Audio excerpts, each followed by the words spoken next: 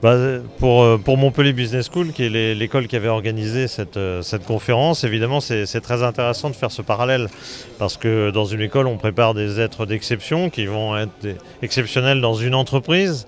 Et donc, ça se rapproche un peu de ce qu'on va demander à des joueurs. Alors, évidemment, c'est beaucoup plus exacerbé avec des joueurs, mais malgré tout, ça se rapproche. Et du coup, ça nous paraissait intéressant de faire un parallèle avec le manager. Parce qu'en général, quand on fait Montpellier Business Schools, on va devenir manager d'une entreprise, vraisemblablement. Et c'était intéressant de faire le parallèle avec l'entraîneur, avec le président, et bien sûr le parallèle avec le chef d'entreprise qui finalement manage aussi des hommes. Et là aussi suscite une adhésion parce que c'est de l'adhésion qui aura le succès. D'abord, il y a Souleymane Baye qui a été coach lui-même, boxeur, bon bien sûr ex-champion du monde, mais qui a été coach aussi de boxeur.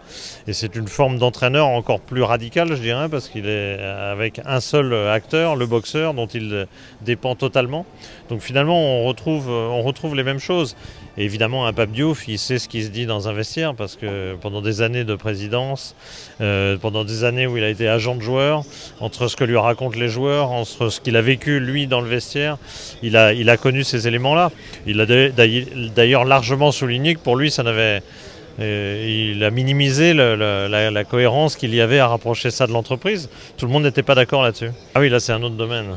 Je pense que Sadio Mané a évidemment, on l'a dit depuis le début, depuis qu'il a gagné la Ligue des Champions avec Liverpool, il a une chance importante de gagner le Ballon d'Or.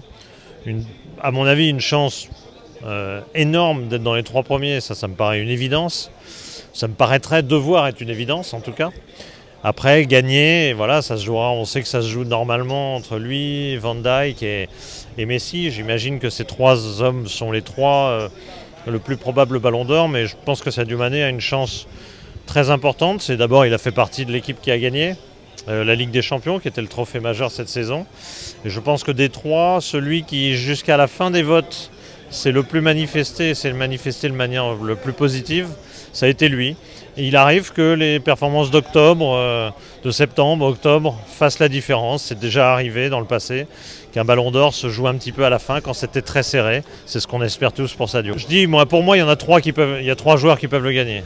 Donc il y en a d'autres même qui ajoutent Mohamed Salah, où les écarts ne sont pas considérables entre ces 4 hommes qui ont été 4 joueurs exceptionnels de la dernière saison.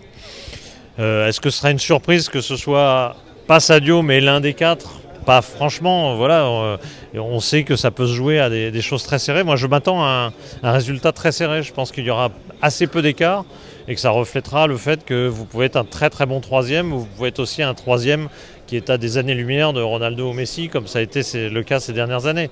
Donc voilà, ça peut arriver, c'est une possibilité. Oui, ça s'est déjà vu, mais c'était intéressant justement de ne pas minimiser cet aspect des choses. C'est-à-dire qu'effectivement, oui, bien évidemment qu'il y a des moments où un coach peut faire des différences. Ça peut être parfois par un changement, ça peut être parfois par une prise de parole à la mi-temps.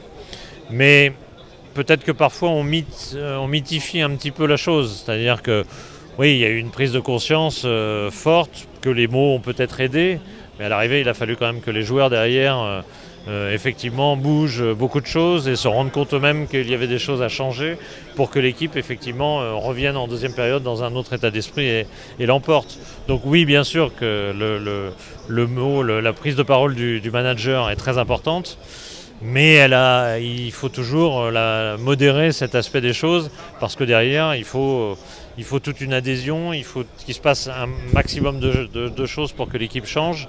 Et ça n'est pas que les mots du manager qui ont fait changer cet état de fait. C'est aussi que les joueurs entre eux se sont parlé, que les joueurs entre eux ont senti infiniment en eux-mêmes qu'individuellement ils n'avaient pas rendu le travail normal. Bon, il y a un certain nombre de facteurs qui peuvent expliquer que parfois il y ait un changement complet entre une mi-temps et une autre. Bien sûr, évidemment. On a tendance à l'oublier dans notre époque. Peut-être que c'est pareil dans l'entreprise aussi. L'individualisation est un phénomène général qui, je pense, touche autant l'entreprise que le football. On individualise de plus en plus. Alors le football, c'est exacerbé parce qu'on voit des joueurs qui, après 3 mois avec une très bonne équipe, parlent de partir au mercato. C'est-à-dire qu'en fait, l'équipe, si j'ose dire, n'aura servi pour ce type de joueur, n'aura servi que de tremplin à une ambition tout à fait personnelle qui est d'aller plus haut. qui peut être légitime, hein, on peut comprendre parfois, mais ça peut choquer effectivement dans un sport collectif où les meilleurs résultats s'obtiennent d'abord collectivement. Si Sadio Mané est un joueur fondamental de Liverpool qui va souvent être à l'arrivée, c'est aussi parce qu'avant il s'est passé beaucoup de choses et que le collectif de Liverpool est suffisamment remarquable pour que derrière les buts de Mané et de Salah fassent la différence.